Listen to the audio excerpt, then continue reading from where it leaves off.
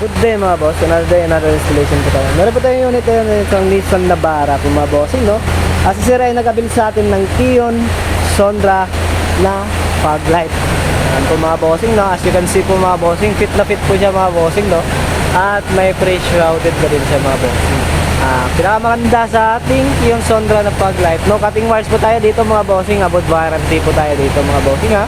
Ayan po mga bossing, as you can see po, no? Fit na fit po yan, sure na po tayo na dito si Kion Sondra ay magbibigay sa atin ng magandang ilaw talaga lalo na pag tag-ulan at saka mapag lalo na pag mahilig tayo sa biyahe, no?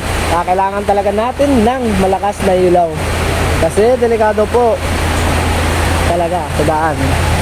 Ito na lang po ang ating pinakamagandang Kion Sondra. Yan po, no? Fit na fit po yan at saka may high beam na din yan mga bossing, no? Testing natin yung high beam ni sir. Ayan po, sumasabay din yan sa headlight yung high beam ni sir. Ayan, yan po pinakamaganda ng ating Kion Sondra po mga bossing, no? Ayan, poging-pogi. Ayan, ano na ngayon, maulan. Sarap biyahin yan.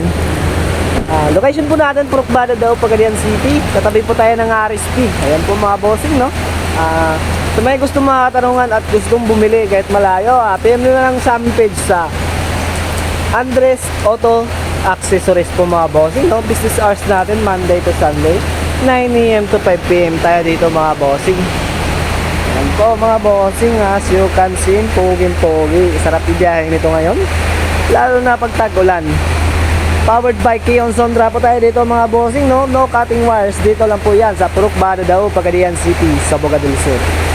Peace. Thank you po mga bossing, no?